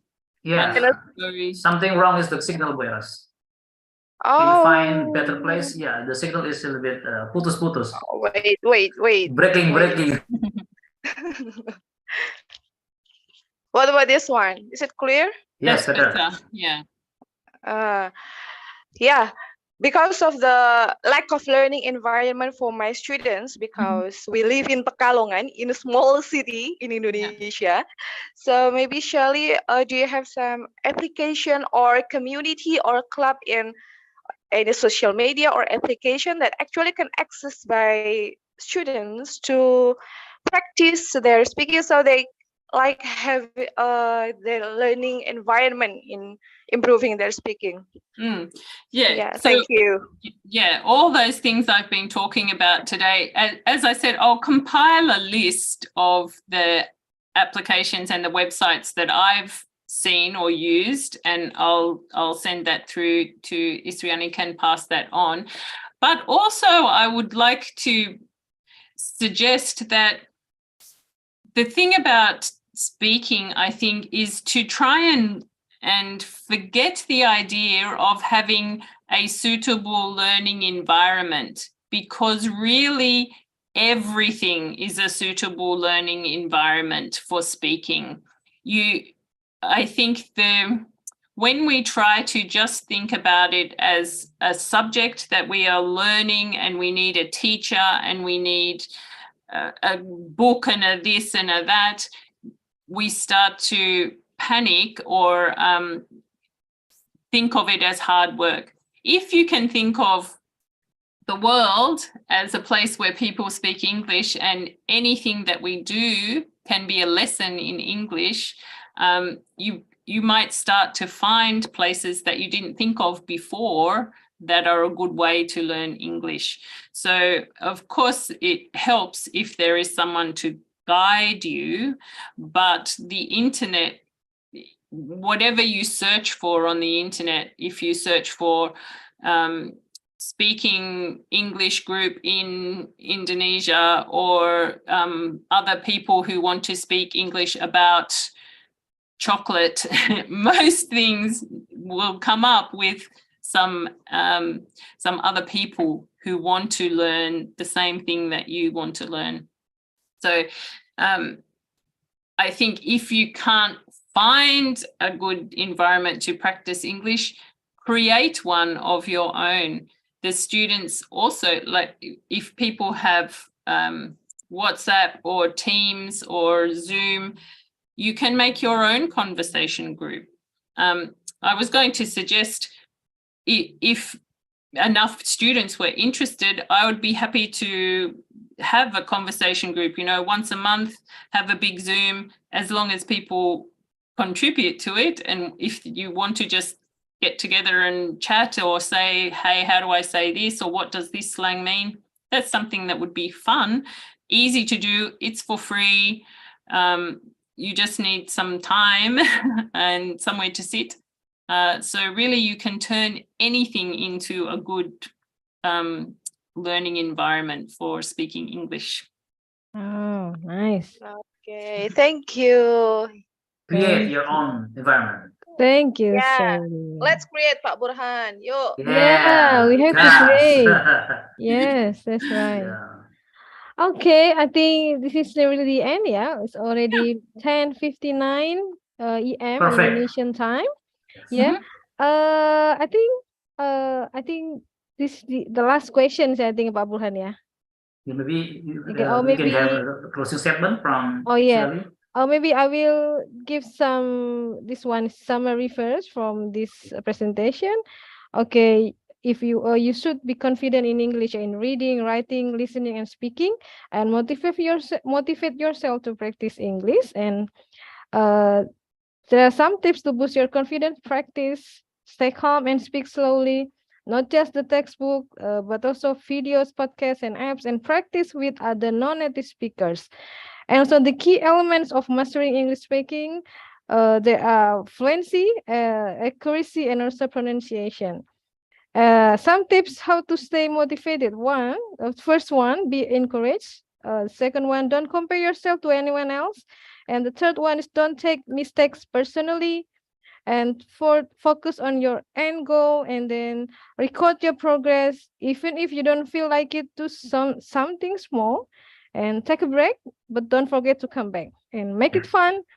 Find someone to study with. And the last one is set challenges and give yourself rewards. Thank you very much for insightful presentation, Sally Barons. Give applause. Yes, thank you very much. And we would like thank you for your time and your valuable contribution to our English department. And also thank you for all participants in this program. Thank you for your participation in this program. We really this is this is a great session for us, and maybe we will invite you again in the next program. Yes. I'd be More happy to, events are coming. but Yeah, only if yeah. everyone talks to me. Yes. Yeah, yeah, of course. And also, we would We like to have apologize criteria. for any inconvenience that you might be experience during this program. And I think we need your closing statement, Sally. And also maybe some students want to give the closing statement as well. Or maybe Gangsar or Adinda, do you want to talk something, say something to Sally, or say thank you? Gangsar, are you here? Gangsar? Gangsar, I yeah, think you can say Gangsar. something. I know you have lots of things to say. Yeah, Gangsar, please say something to Sally. This is opportunity for the students to speak, please. Yeah, please. Gangsar. You don't have to go to Australia, right? You have to pay lots of money to take a plane. Yeah. Gangsar, do you want to say something? Yeah. Yeah. Am I audible? Yeah. All right. All right. First of all, I would like to say thank you so much to Shelly, Mrs. Shelly Behrens, for your insightful sharing and also informations that have been shared to us. But yeah, maybe just a little bit of curiosity from myself. And I see that you're an Australian, right? You're a native speaker of the English study itself, the English language itself. And yeah, I'm just curious of how do you start pursuing your concern of study in this English art TESOL itself, and also how or why this can be your intention or your goal in the first place to be you're an Australian, then and may there are also a lot of people that are what is it that they prevent this kind of this kind of career path, like you can also try or having another study apart from this English that you actually have mastered you actually, as a native, you actually master and also advancing your capability in English. So why or how do you get started to just doing that kind of thing instead of any others that it may also make you interested? Mm.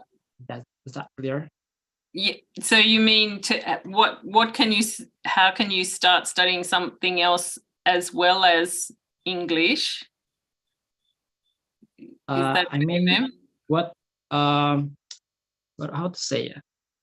Apa yang menjadi Or why do you choose to be a alasan terbesar? teacher? What's your biggest or your intention of, yeah, I'm an Australian, but I don't really care with another study like aside from the English, and then you just, yeah, I want to maybe to teach your students, and then what kind of what kind of reasons that you have actually before you doing that? So Or maybe. so to study for me as a native speaker, studying how it is good to learn English, I am lucky that I don't have to use those tips for myself for English, but I can see when I see my students, the ones who make progress quickly, it's good to know those different ways of practicing English. I can see them doing this. So one student might write all the words we use in one day 20 times at night, and they will spell it right the next day. Whereas the students who don't write it down, they don't get it right. So if I have studied the best way to learn English, I can encourage my students to do this, and I can see which kind of study works best. And I can apply to myself as well. So I have some Spanish friends. I want to speak Spanish. I can see that I'm not following this advice. I'm not speaking enough in Spanish. So I can learn the words. I can say this is cat and this is chair. But unless I start to practice in other ways as well, I can see that I can't yet speak confidently in Spanish. So I can take the tips that I learn from teaching English and put them with my other type of study as well to learn new things myself. Did that answer your question? I'm not sure. Yeah, I understand. And yeah, thank you so much for sharing your, maybe your reasons, your maybe your honest like motivation, to actually do this, to also inspire others that English is not that hard, I believe. It is. It is hard. But you can do it It's anyway. okay. Okay, thank you very much, Motivation. Kang Sal. Okay, maybe closing statement from you, Sally? Okay, Yes. well, thank you again for inviting me to do this. This was something very different for me. Okay. I was nervous, but it was fun. I had fun, so I hope you did too. And yeah, I really would encourage you, I think, to try and think of English outside school. I think that's the biggest thing. When you just think about it as something you have to learn at university, you have to do a test, you made mistakes for the teacher, that doesn't matter. If you want to improve your English, you can improve it in any way that you enjoy. So you choose a subject that you like in your own language and find out how to study it in English, and use the internet to find the best ways for you. Also, I keep talking about the internet, but it's also important to try and search in English for things. As soon as you put a search in the language, you will find so many more hits, so many more answers to your question in that language, whatever language your target language. So even if your phone is all in Indonesian, if you do a search for English language groups about this, writing it in English, you will probably find more success finding what you're looking for. So yeah, practice every day, but don't think of it as schoolwork. It should be fun. It should be you doing something to improve yourself. Okay, thank you very much, Sally Baron. Let's give all applause to Sally. Thank you very much. Virtual applause. Virtual applause. And good luck, all of you, in your studies. Okay, thank you. Okay, Pak Burhan, I think. Okay, Yeah. sorry. Yeah, You can go sudah to, cukup ya? To Bu Eros again. You can Okay, give thank you very much, Sally Baron, for your insightful presentation. I will give back this to Bu Eros. Are you here, Bu Eros? Iya, Ibu. Ya, ya, oke. Ada foto session? Ya. Ada nggak foto? Oke. Ada. Ya, oke, Bu Eros. Silakan. Yeah. Yeah. Okay.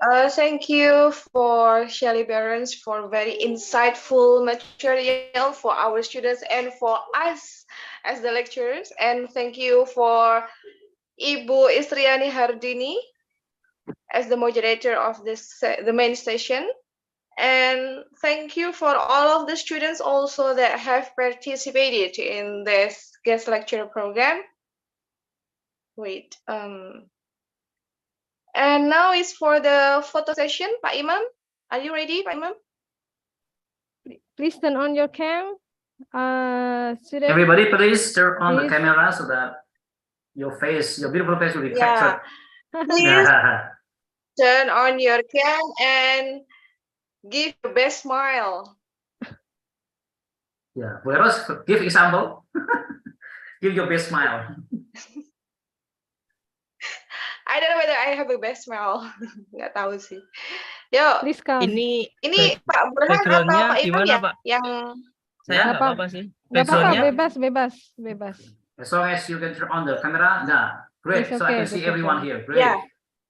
More people. Yes. 6 slides. 1, 2, 3.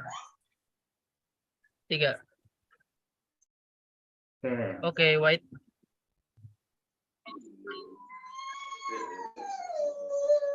What was that? Sudah lagi? Yeah, there are 6 slides, right? Yeah, 6 slides. Oh. Berapa slide banyak kan Pak Imam? 6. Oke. 6 slides. Nah. Oke. Wait. Slide 1. Slide 2. More people.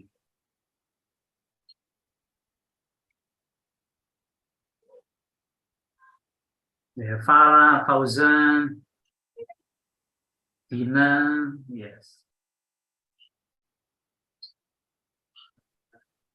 Semua slide ya Pak Imam biar nanti mahasiswa tidak kecewa. Untuk slide ketiga kok itu ya mahasiswanya tanpa foto.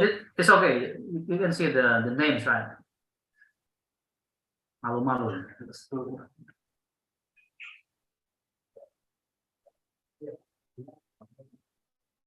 Salam kakak.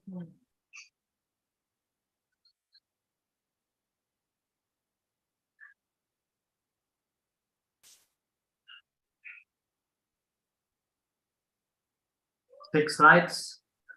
133. One more time. Great.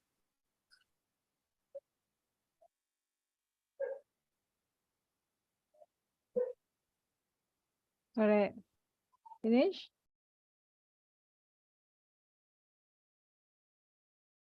Sudah Pak Imam? Sudah Pak Imam. Wait. One more time. Okay, done.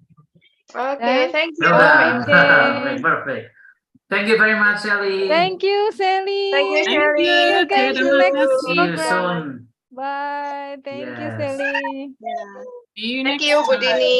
See you next Thank time. you, Yeah. Yes, thank you, and Eros, you Pak Burhan. can, you can leave, Shelly. Thank you very Thank much, you. and Pujini, thank you, Thank Pujini. you. Yeah, I will leave now. Bye-bye. Okay. Bye. Yeah, bye. Yes, thank you. Bye. Bye, Shelly, everyone. Thank you.